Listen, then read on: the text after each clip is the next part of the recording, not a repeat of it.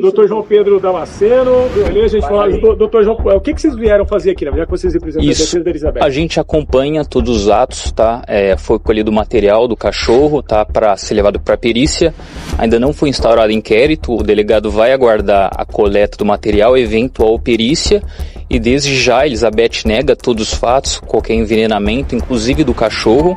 Isso tem que ficar bem claro, porque eventual laudo que venha a ser concluído, inclusive pela inconclusividade, né, significa que não se pode ter uma certeza do envenenamento ou não do animal.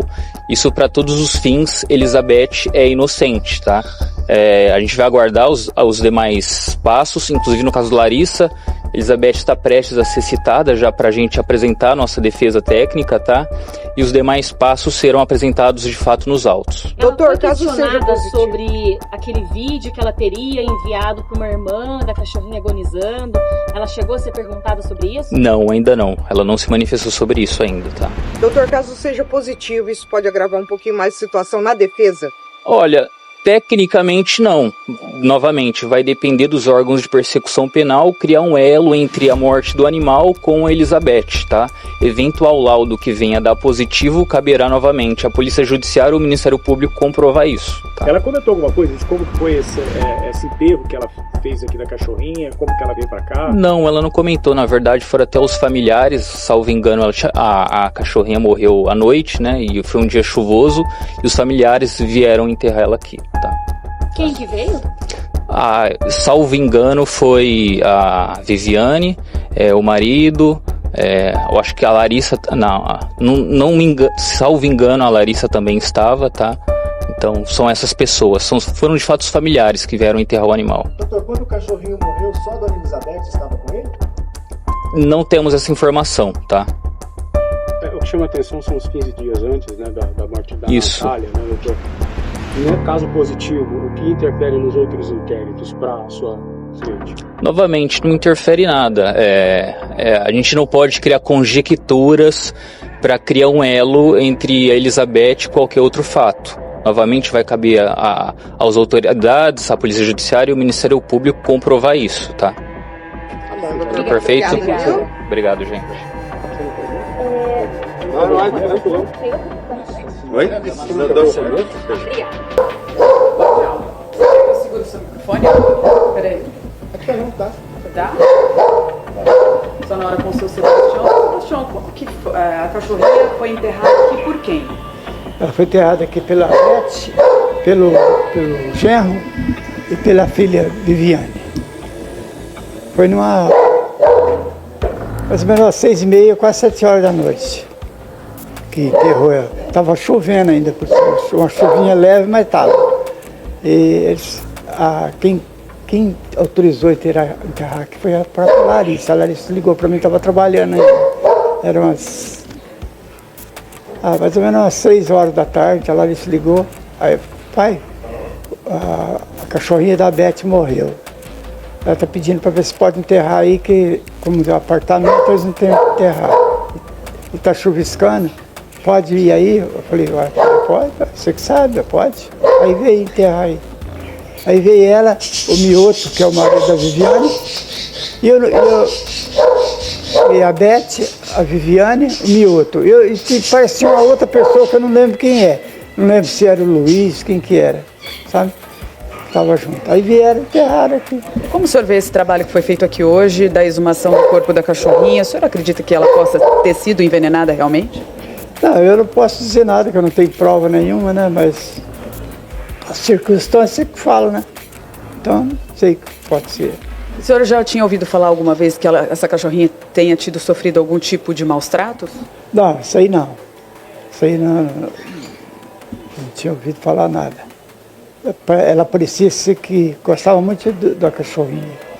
Então, mas parecia que ela gostava muito da minha filha também, então a gente não tem base nenhuma, né? A cachorra era da Elizabeth? Não, a cachorrinha era dela, da mãe e da Natália, da filha. Aí, eu não via falar muito dela, sabe? Só vi falar um dia que ela falou que a cachorrinha estava com... tinha epilepsia. Mas já não sabe o que se era isso mesmo, se era outra coisa. Você pergunta mais? Não, tá ótimo. Muito obrigada. Não.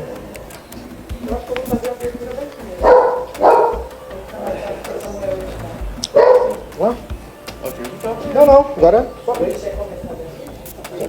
Não, só fazendo umas imagens aqui. Quando Natália Garnica soube da morte de sua cachorrinha Babi, restou lamentar e segurar o choro. É o que mostram esses áudios enviados para uma amiga. É como se fosse uma pessoa da família, né? A Babi só faltava falar, só. Entendia tudo. Nessa mensagem do dia 26 de janeiro deste ano, Natália fala com a amiga. Boa noite. Estou muito triste. Minha mãe dormiu durante o dia. Hora que acordou agora mesmo, a Babi estava morta. A amiga pergunta: ela tinha algum problema de saúde? Natália responde: não, nunca teve. A amiga de novo: quantos anos ela tinha? Natália completa falando: minha mãe estava desesperada, e finaliza dizendo que tinha 4 anos. A cachorra morreu 15 dias antes de Natália, filha de Elizabeth e irmã de Luiz Garnica. O que a médica veterinária não imaginava é que pouco tempo depois ela morreria envenenada com um chumbinho em Pontal. Elizabeth, que deu veneno para a nora, segundo a investigação, pode ter assassinado a filha também e utilizado o animal numa forma de teste. Até informações que nós temos é que vai ser uma perícia um pouco mais complexa, porque pelo tempo que passou, não sei se nós vamos encontrar partes moles na cachorra. A exumação de Babi acontece nesta quinta-feira, às 10 da manhã. Ela está enterrada na frente da casa do pai de Larissa, no Ipiranga, nesse pequeno jardim rodeado de plantas, dentro de uma caixa de papelão. Exatamente neste ponto, não há uma cobertura, ou seja, o lugar fica exposto a fatores climáticos. O coordenador do Instituto Médico Legal Veterinário da Universidade Federal de Uberlândia diz que mesmo com muito tempo de morte, é possível encontrar o veneno. Nós já tivemos casos aqui, numa cidade aqui da região, até recente, que nós coletamos ossadas de animais enterradas de anos atrás, né? Só estavam os ossos, que eram suspeitas de envenenamento também, porque estava acontecendo isso na cidade novamente. E aí a polícia solicitou que nós fizéssemos em todos esses outros restos mortais aí também.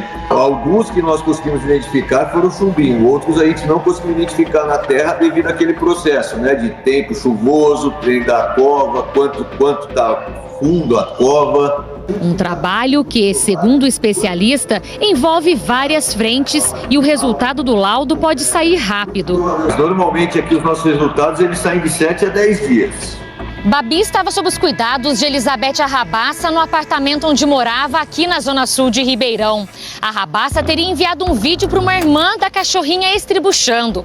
A suspeita, que já foi denunciada por feminicídio com 3 qualificadoras, ainda pode responder por crime de maus tratos.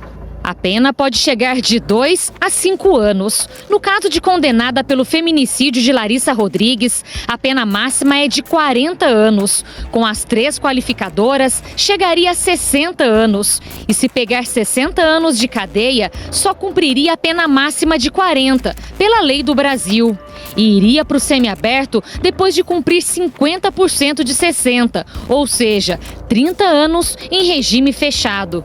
Mas ainda tem a investigação sobre a morte da filha de Elizabeth. Natália tinha planos de casar e ter filhos. Era dedicada ao trabalho e poucas horas antes de morrer, a médica veterinária trabalhou com sua equipe fazendo o resgate de animais da rua.